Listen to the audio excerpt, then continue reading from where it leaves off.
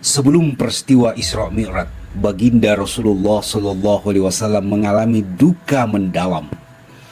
3 peristiwa besar yang mengguncang, membuat baginda terguncang, membuat ars bergetar, dan para malaikat merasakan pedihnya penderitaan baginda Rasulullah SAW. Peristiwa pertama, perjalanan dakwah beliau di Taif dihalangi oleh kaum kafir yang tidak mau menerima kebenaran dari baginda Rasulullah SAW. Peristiwa kedua, baginda Rasulullah SAW dilanda dan diuji oleh Allah yang Maha Cinta karena istri baginda Rasulullah SAW yang dicinta berpulang ke rahmatullah.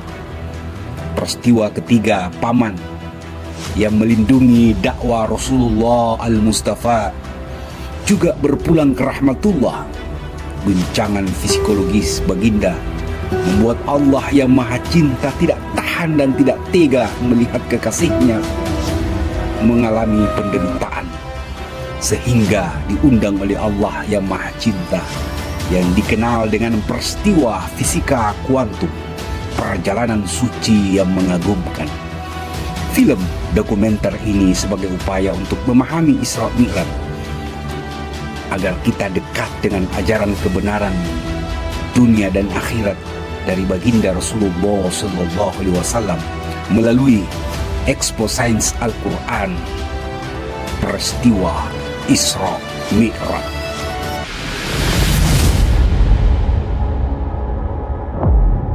Isra Mi'raj. Nah, Nabi kan diberangkatkan dari Masjidil Haram ini.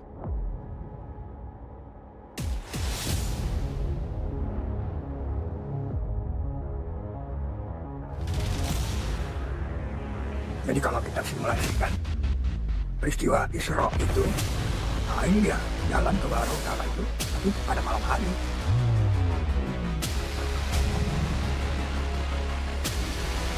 Ini Masjidil Aqsa. Ini Masjidil Aqsa. Dan Nabi berangkat di sini, dari halaman Masjidil Aqsa ini, yang sekarang disebut Masjid Sakhra. Naik dari sini, Mi'raj. Meninggalkan bumi pada satu malam bersama Jibril. Nabi sampai di Masjidil Aqsa, tetapi naiknya di Masjid Sakhra ini. Ini tembok ratapan orang Yahudi. Nabi naik dari sini dan meninggalkan tapak kaki. Sekarang disimpan di Turki. Dibuat oleh seorang bangsawan Arab kepada salah seorang sultan Ottoman. Cetak kaki ini diambil dari batu di Palestina. Dari sini, dari batu ini, Sakhra, batu karang. Dari sini Nabi naik. Dan ayat Quran mengatakan Allah berkuasa melihatkan apa yang dijanjikan kepada manusia. Apa yang dijanjikan kepada manusia itu salah satu adalah mawar merah. Mawar merah ini dijanjikan kepada manusia. Jadi Nabi melihat mawar merah itu.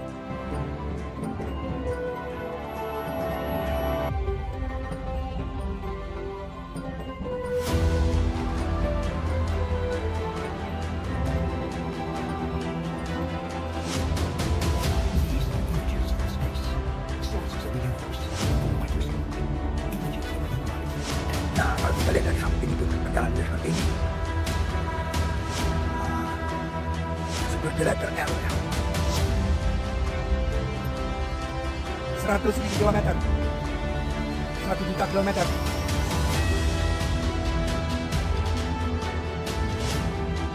Sepuluh juta kilometer meninggalkan bumi. Sendiri ditemani Jibril 100 juta kilometer. 1 miliar kilometer kita sudah meninggalkan tata surya. 10 miliar kilometer. Di malam yang hening sepi 100 miliar kilometer, tata surya kita sudah tidak surya. 1000 miliar kilometer. 10.000 miliar kilometer. 1 tahun cahaya. 10 tahun cahaya.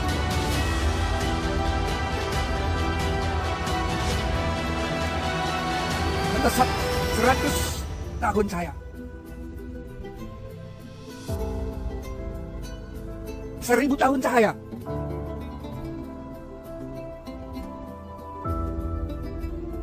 Ribu tahun cahaya. 100.000 tahun cahaya kita mulai meninggalkan galaksi kita. Galaksi Bima Sakti. 1 juta tahun cahaya, 2 juta tahun cahaya kita akan menemui Andromeda, tetangga kita yang pertama. 10 juta tahun cahaya. Nabi melesat dengan cepat. 100 juta tahun cahaya.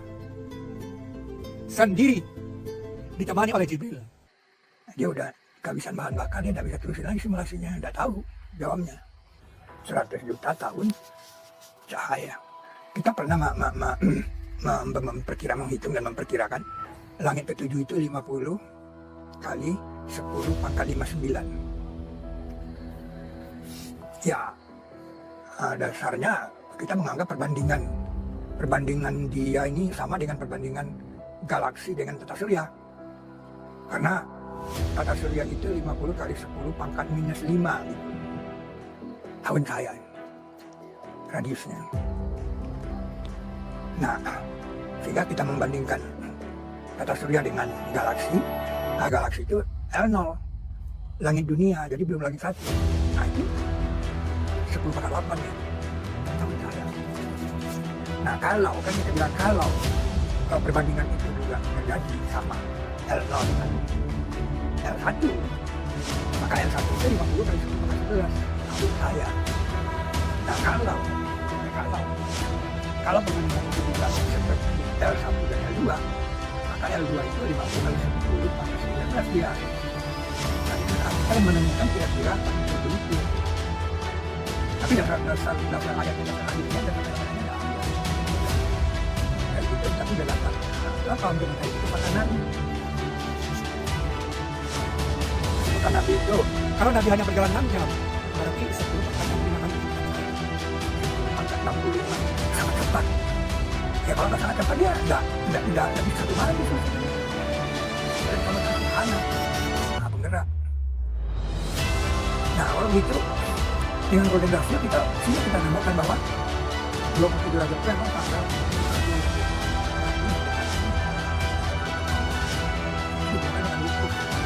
tanggal 9. Jadi kalau kita menemukan ini di tanggal 9, berarti hari itu hanya sekitar 8 Hijrah. Nah itu sudah 2 hari.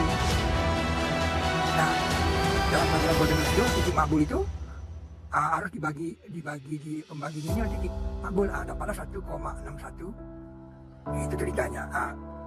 205 hari ke 205 hari itu adalah 27 Rajab. Jadi 27 Rajab itu titik makbul. Nah kalau titik makbul kan titik mendekati Allah, itu ceritanya. Ini di pelajaran golden ratio. Jadi benar, Nabi berangkat mendekati Allah di 27 Rajab. Tapi berapa?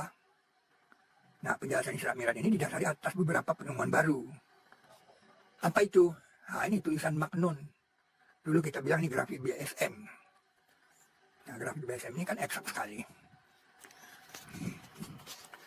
Bismillahirrahmanirrahim. Nah, kemudian ini waktu 50. Nah, ini dasarnya hadis Bukhari ini. 50. Nah, di hadis ini diceritakan Nabi bolak-balik. Nah, ini akhirnya jadi 5. Bagaimana itu? Nah, yang kita temukan itu bukan 50 kali 10 pangkat 59, tapi 10 pangkat 73. Nanti satuannya dicari. Tahun cahaya apakah itu? Kita menemukan besaran 10 pangkat 73. Jadi untuk mendekati Allah itu perlu bilangan 10 pangkat 73. Nah, karena Nabi bolak-balik kan ketemu Nabi Musa. Ini kan Nabi kan berangkat dulu. Dia dapat dia 50. Dia bawa pulang 50 nih. Ditanya Nabi Musa. Dia bilang, disuruh sholat 50 kali, kata Nabi Musa. Gak bisa itu. Balik Nabi. Sampai sini kan dikurang 45. Dia jadi 45 dibawa sini nih, 45 nih. 5. Kata Nabi Musa, gak bisa. Itu ceritanya. Ceritanya kan banyak orang tidak percaya masa dia untuk urusan sholat. Jadi waktu 40 Nabi Musa bilang gak bisa. Udah tinggal 10 nih. Nabi berangkat lagi. Ini sampai di sini baru dikasih 5. Waktu dia 30. Ini ada 20. Semuanya dia ada 50. Sehingga kita menemukan bilangan 20 kali. Sampai sini pun Nabi Musa sudah masih mengatakan, udah kurang tanggal Muhammad, aku udah malu kan? Udah malu aku. Banyak orang tak percaya, ya, tapi itu berisi ini. Ini waktu 50. Adalah waktu 50. Itu. Nah sekarang ini kita menemukan tadi kalau gitu ada bilangan 20 kali.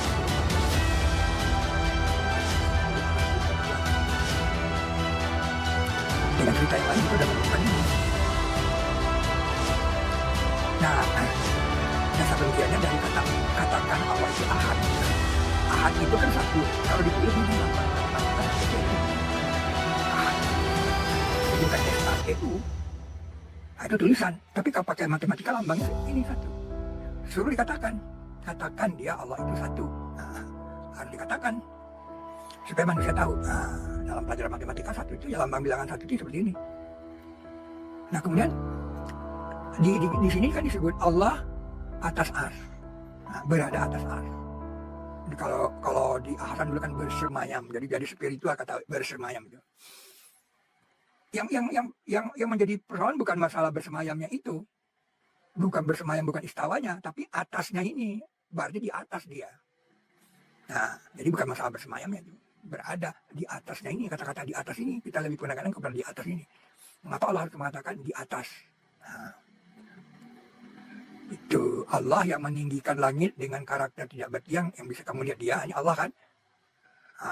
Kemudian dia berada atas ars. Jadi Allah tadi kan. Jadi ada 2 ayat yang mengatakan Allah di atas ars.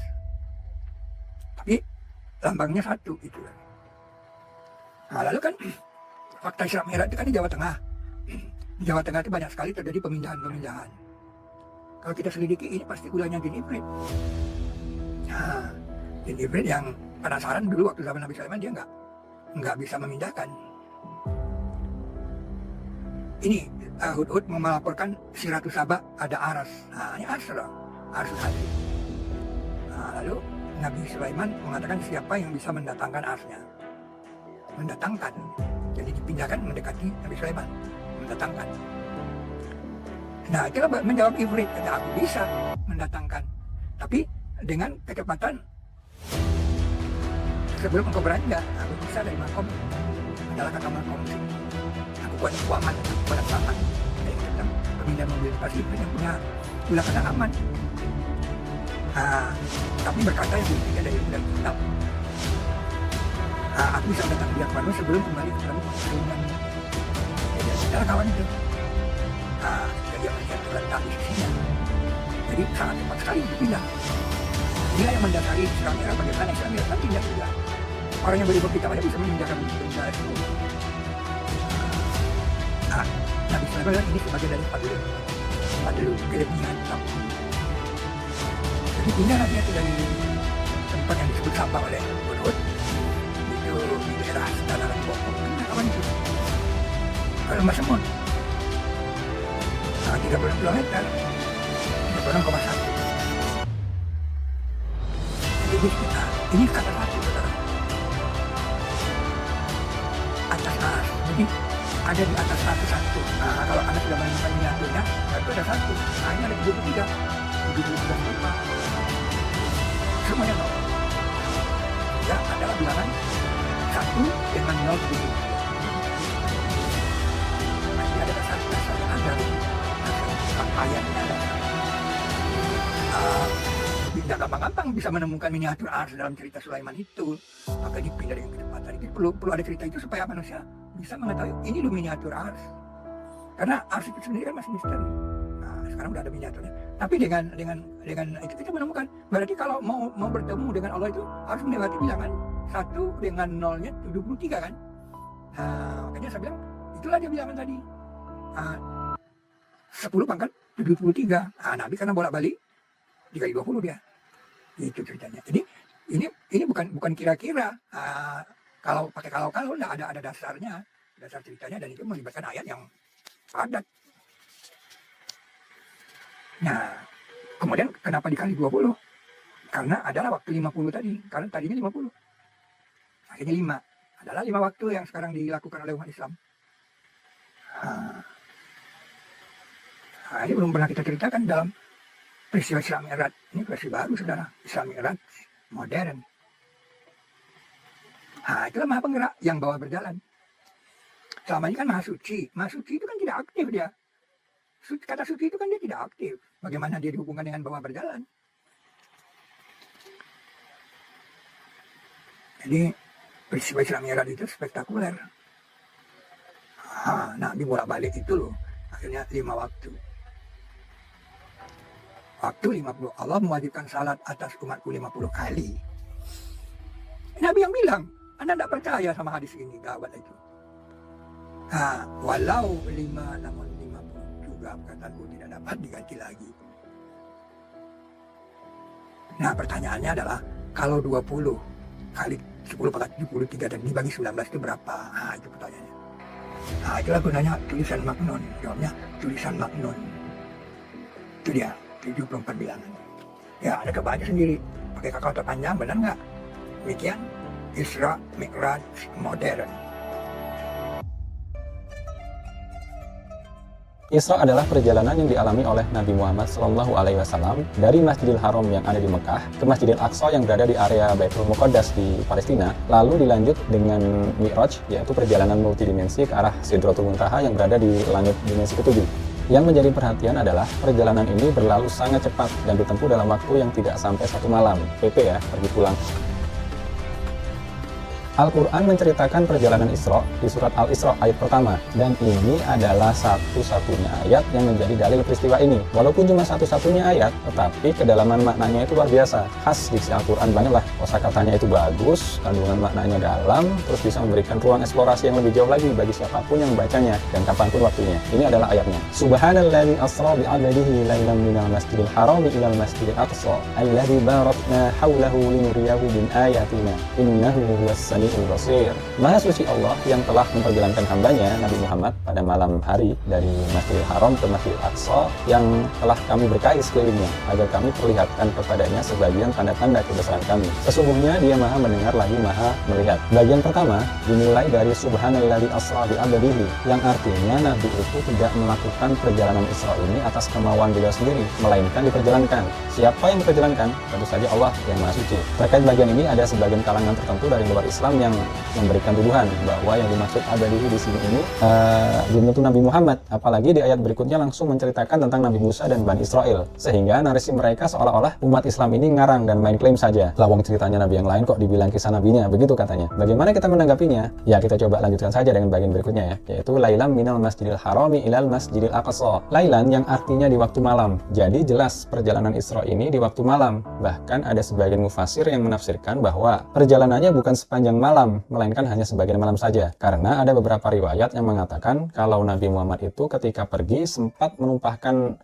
bejana berisi air. Ketika beliau kembali, bekas tumpahannya itu masih dalam kondisi basah. Artinya perjalanannya sangat cepat. Lalu lanjut dengan bagian minal masjidil harami ilal masjidil aqsa. Kalau ini sepertinya sudah jelas ya. Starting point-nya itu dari Masjidil Haram, tujuan sementaranya di Masjidil Aqsa. Nah, bagian inilah yang menjawab tuduhan yang tadi, yang menyatakan bahwa yang diperjalankan itu belum tentu Muhammad loh, karena tidak tertulis secara letterlex nama beliau. Padahal jelas Nabi yang tinggal di Mekah waktu itu ya cuma Nabi Muhammad kan. Sedangkan Nabi Musa itu tinggal di Mesir, lalu sempat eksodus ke Palestina melalui Semenanjung Sinai ketika dikejar Fir'aun dan bala tentaranya. Jadi jelas, tuduhan tersebut adalah tuduhan yang tidak berdasar, salah alamat, dan cenderung mengada-ada. Lalu kita lanjutkan di poin berikutnya, yaitu alladzi barakna haulahu, yang artinya itu kurang lebih yang diberkahi sekelilingnya. Artinya apa? Artinya peristiwa Isra ini sudah dikondisikan terlebih dahulu. Perlu diingat bahwa yang menemani Nabi adalah malaikat Jibril yang terbuat dari cahaya, dan jarak dari Masjidil Haram ke Masjidil Aqsa itu kurang lebih sekitar 1462 km, atau kalau dibulatkan jadi 1500 kiloan. Sehingga perjalanan itu pastilah sangat cepat. Nggak mungkin perjalanan biasa. Akan sangat berbahaya bagi Nabi kalau di sekelilingnya Nabi tidak dikondisikan terlebih dahulu. Dan ini ada hubungannya dengan penjelasan dari hadis yang dinukil dari kitab hadis Imam Muslim. Disebutkan bahwa yang dikendarai oleh Nabi itu adalah buruk, dan buruk ini adalah sejenis dambah, dan ini sering ditafsirkan sebagai hewan. Teksnya begini ya, bidabbatin adiyallah yuqalu lahul buraq, yang dalam perkembangannya justru menimbulkan penafsiran yang aneh-aneh, karena waktu itu kan hewan tunggangan tercepat adalah kuda, maka digambarkanlah sebagai kuda. Setelah dipikir-pikir kok kayaknya kurang cepat ya. udah ditambahin sayap biar bisa terbang dan melesat lebih kencang lagi. Tapi kok malah kesannya jadi mirip makhluk mitologi Yunani seperti unicorn atau Pegasus. Jadinya ditambah lagi, diganti kepalanya dengan kepala manusia. Terus tambah nggak karu-karuan, guys. Padahal kalau kita mengacu pada Al-Quran, kata buruk itu satu akar kata dengan barkun yang artinya kilat atau cahaya yang bergerak sangat cepat. Contohnya seperti yang ada di surat Al-Baqarah ayat 18-19 ya. Kurang lebih bunyinya seperti ini. Summun bukmun ummun fahum la yarji'un. Mereka itu sesungguhnya tuli, bisu dan buta sehingga mereka tidak dapat kembali. Au kasayyibin minas sama'i fihi dhulumatun wa rahdun wa barq. Atau seperti orang yang diberi hujan lebat dari langit yang disertai berbagai kegelapan, petir dan kilat. Sehingga jelas hubungannya. Kan Jibril terbuat dari cahaya ya, bergerak dengan kecepatan mendekati kecepatan cahaya, yaitulah barkun atau buruk itu. Sedangkan yang kedua itu terkait dabbah. Banyak dari kita langsung mengasosiasikan dengan hewan melata seperti yang tadi kita bahas. Padahal kalau di Al-Quran itu sifatnya masih sangat umum. Seperti yang dijelaskan di surat An-Naml ayat 29 yang menjelaskan bahwa dabbah itu adalah seluruh makhluk berkesadaran ciptaan Allah yang dia sebarkan antara langit dan bumi, yang nggak harus berupa hewan melata, apalagi digambarkan sebagai hewan berkepala manusia. Maka hal itu sesungguhnya tidak menemukan pijakan ilmiahnya. Jadi nyambungkan ya, dan sekaligus menjawab pesan kok sepertinya Isra Mi'raj ini mirip dongeng. Padahal sesungguhnya tidak demikian cara memahaminya. Justru ini sangat saintifik dan ilmiah. Yang berikutnya adalah bagian akhir di surat Al-Isra ayat pertama ini, yaitu linuriyahu min ayatina. Lalu dilanjut innahu huwas sami'ul basir, agar kami perlihatkan sebagian tanda-tanda kebesaran kami. Sesungguhnya dia maha mendengar lagi maha melihat. Untuk bagian ini kita simpan di akhir pembahasannya, karena nanti nyambung dengan penjelasan terkait Mi'raj yang bakal menjadi kalimat kunci tujuan utama peristiwa Isra Mi'raj ini. Berikutnya kita lanjut tentang Mi'raj. Peristiwa Mi'raj ini dijelaskan di rangkaian ayat mulai dari surat An-Najm ayat 13 sampai ayat 18. Walaqad ra'ahu nazlatan ukhra. Sungguh dia, itu Nabi Muhammad ya, benar-benar telah melihatnya dalam rupa yang asli pada waktu yang lain. Inda sidratil muntaha, di sidratul muntaha, indaha jannatul ma'wa. Di dekatnya ada sungai tempat tinggal. Yakhshas sidrata ma yakhsha. Ketika sidratul muntaha dilingkupi oleh sesuatu yang melingkupinya. Ma zaghal basaru wa ma tagha. Penglihatannya Nabi Muhammad tidak menyimpang dan tidak melampaui apa yang dilihatnya. Laqad ra'a min ayati rabbihil kubra. Sungguh dia benar-benar telah melihat sebagian tanda-tanda kebesaran Tuhan yang sangat besar. Sehingga nyambung dengan peristiwa Isra yang tadi kita bahas ya, sekaligus menjawab pertanyaan ketiga yang menyatakan bahwa sesungguhnya tujuan utama diperjalankan Nabi melalui Isra Mi'raj ini tidak lain dan tidak bukan adalah untuk memperlihatkan tanda-tanda kebesaran Allah yang benar-benar besar. Yang kalau dijelaskan di ayat lain itu dijelaskan bahwa surga itu seluas langit dan bumi. Wasari'u ila magfiratin mir rabbikum wa jannatin arduhas samawati wal ardu uiddat lil muttaqin. Bersegeralah kamu menuju ampunan Tuhanmu dan surga atau jannah yang luasnya seluas langit dan bumi, dan itu diperuntukkan untuk orang-orang yang muttaqin. Kenapa tujuannya itu? Kok bukan perintah sholat 5 waktu? Walaupun secara asbabun nuzulnya memang ada beberapa ayat perintah sholat yang turunnya setelah Isra Mi'raj itu, dan ada juga hadisnya yang menjelaskannya. Tapi yang jadi pertanyaan adalah kenapa kok mesti diperlihatkan kepada Nabi tentang tanda-tanda kebesaran Allah? Karena hal ini untuk membesarkan hati Nabi pasca wafatnya dua orang terdekat beliau, yaitu Abu Thalib pamannya dan Siti Khadijah istrinya, yang peristiwa ini kemudian dikenal sebagai Amul Huzn atau tahun kesedihan. Abu Thalib adalah orang yang membentengi Nabi dengan kekuasaannya, sedangkan Khadijah adalah orang yang mensupport Nabi secara moral dan dukungan finansial untuk dakwahnya. Jadi kalau diibaratkan istilah sekarang itu, Nabi itu kehilangan kekuatan militernya dan juga kehilangan investor lah istilahnya, sehingga dakwah menjadi semakin berat di kala itu. Al-Isra ayat 1 dan An-Najm ayat 18 itu sekaligus menjawab pertanyaan kedua, yaitu apakah Nabi waktu itu diperjalankannya hanya rohnya atau jiwanya saja, ataukah dengan badannya. Kata ro'a dan linuriyahu itu merujuk pada penglihatan dengan mata fisik. Contohnya seperti yang ada di surat Al-Ma'un. Ara'aital alladzi yukadzibu biddin. Tidakkah kamu melihat siapa orang yang mendustakan agama? Fadzalika alladzi yad'ul yatim, yaitu orang yang menghardik anak yatim. Wala yahuddu ala ta'amil miskin, dan tidak menganjurkan untuk berbuat baik kepada orang miskin. Nah, tinggal pertanyaan terakhir terkait bagaimana penjelasan saintifiknya. Bagaimana mungkin badan fisik manusia kok bisa bergerak dengan kecepatan cahaya, dan kok bisa sampai menembus langit yang jauh? Secara fisika hal ini bisa didekati dengan dua teori. Yang pertama teori teleportasi, dan yang kedua teori multidimensi yang diwakili oleh M-theory atau teori membran ya, yang menyatakan bahwa sesungguhnya alam semesta ini terdiri atas 11 dimensi. Kita ini kan sekarang hidup di dimensi ketiga plus 1 dimensi waktu. Jadi kalau ditambah 6 dimensi maka pas, total ada 11. Dan dalam peristiwa Mi'raj itu Nabi itu sampai ke dimensi tertingginya. Tapi jangan dipikirkan bahwa dimensi langit itu jauh di sana ya. Bukan, bahwa dimensi di atas kita itu ya di sekitar kita ini, seperti halnya dimensinya alam barzah misal. Itu kan diceritakan bahwa orang yang sudah mati, mereka itu masih bisa melihat kita dan ingin sekali hidup lagi untuk beramal. Tapi tidak bisa karena ada barzah yang membatasi. Begitu Begitu pula di alam jin. Di Al-Quran dijelaskan bahwa mereka itu berada di tempat di mana mereka bisa melihat kita, tapi kita tidak bisa melihat mereka. Dan memang fenomenanya seperti itu, bahwa kalau kita berada di dimensi yang lebih tinggi, maka kita akan bisa melihat ke dimensi yang lebih rendah di berbagai waktu. Makanya ketika di alam barzakh itu kan dijelaskan bahwa orang kafir yang sudah mati itu bisa diperlihatkan neraka atau masa depan mereka gitu ya. Dan itu menjadi siksaan teror mental pada jiwanya yang bisa kita sebut juga sebagai azab kubur. Gambaran perpindahan antar dimensi ini, kalau teman-teman pernah melihat film Interstellar, ya kurang lebih seperti itulah ya. Walaupun mungkin nggak akan sama persis, karena memang tidak mungkin melihat dimensi yang lebih tinggi dari kacamata dimensi yang kita tinggali sekarang ini. Time is represented here as a physical dimension. You worked out that you can exert a force across space-time. They didn't bring us here to change the past. Bye very much.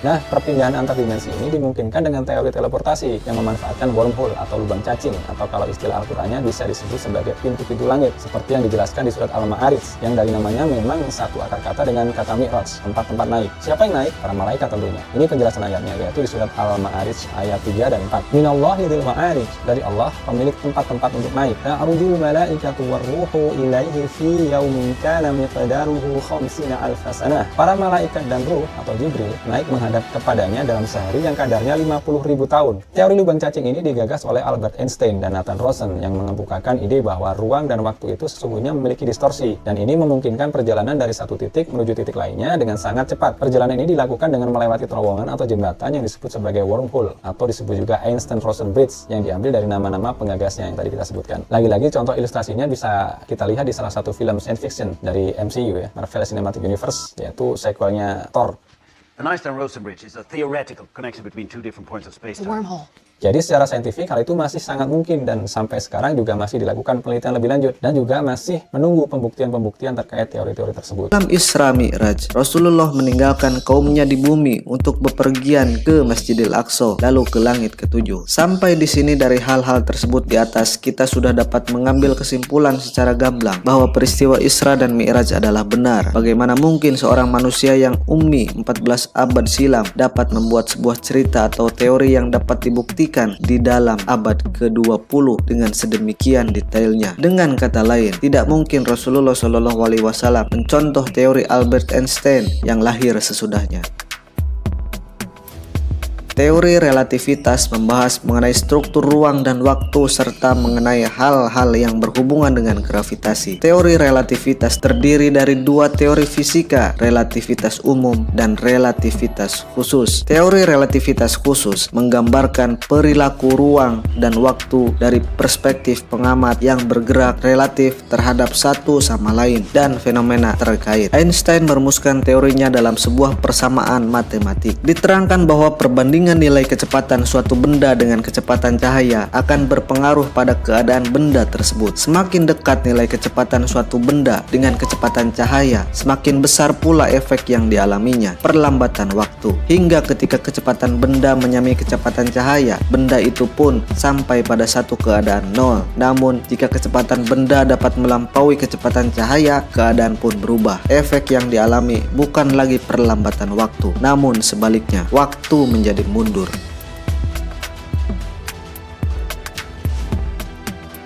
Berarti Albert Einstein dengan teori relativitasnya secara langsung atau tidak langsung telah membuktikan bahwa kisah Al-Quran tentang perjalanan Rasulullah SAW ke langit ketujuh dan kembali dalam satu malam adalah benar, terutama dalam segi dimensi waktu. Dalam perhitungannya memungkinkan.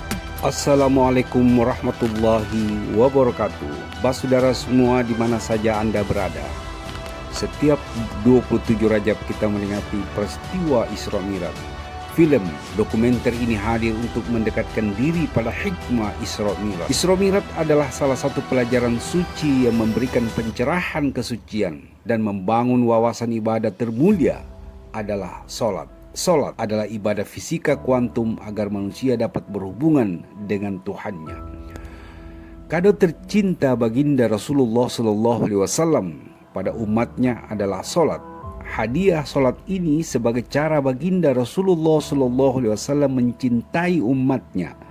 Ajaran suci ini adalah jejak perjalanan spiritual baginda Rasulullah SAW saat melakukan Isra Mi'raj sebuah perjumpaan baginda Rasulullah sallallahu alaihi wasallam kepada yang maha suci dan maha cinta.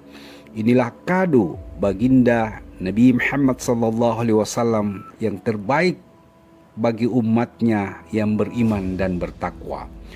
Perayaan Isra Mi'raj memberikan penuntun agar kualitas solat kita semakin baik, agar hubungan kita dengan Allah yang maha cinta semakin indah. Ibadah solat sebagai benteng spiritual untuk membangun hubungan mesra dengan Allah dan hambanya, agar manusia dapat membumikan ajaran-ajaran Rasulullah Sallallahu Alaihi Wasallam sebagai cara pandang untuk berbuat baik terhadap semua ciptaan Allah Subhanahu Wa Taala. Mencintai sesama, menghormati ciptaan Allah sebagai wujud nyata dampak daripada perjalanan suci yang didapatkan melalui perayaan Isra Mi'raj. Perayaan Isra Mi'raj memberikan penuntun agar kualitas solat kita semakin baik, agar kita kenal Allah Subhanahu wa Ta'ala dengan melalui pendekatan ibadah solat. Ibadah solat sebagai benteng spiritual untuk membangun hubungan antara hamba dan Tuhannya, agar manusia dapat membumikan ajaran-ajaran Rasulullah Sallallahu Alaihi Wasallam sebagai cara pandang untuk berbuat baik terhadap sesama ciptaan Allah Subhanahu wa Ta'ala. Mencintai sesama, menghormati sesama ciptaan Allah sebagai wujud nyata dampak dari ibadah solat, dari pelajaran yang didapat dari perayaan Isra Mi'raj. Pelajaran Isra Mi'raj bila dialami, maka ia mampu mendapatkan hikmah, pelajaran cinta, dan mampu menata pikiran, perasaan, dan sikap, serta mampu memberikan inspirasi pada manusia untuk menambah pengetahuan tentang awal waktu yang indah dan waktu akhir, dan mampu memberikan kecerdasan spiritual, kecerdasan sosial, dan kecerdasan intelektual. Isra Mi'raj menjadi pelajaran fisika kuantum sebagai inspirasi untuk memotivasi mengenal akhlak Rasulullah Sallallahu Alaihi Wasallam yang telah banyak diajarkan melalui spiritual science. Manfaat daripada solat adalah dapat meningkatkan kualitas kecerdasan sosial, kecerdasan emosional, dan kecerdasan intelektual sebagai kekuatan untuk menata akhlak manusia menjadi lebih baik. Akhlak manusia baik, dunia menjadi aman, nyaman, damai, dan bahagia.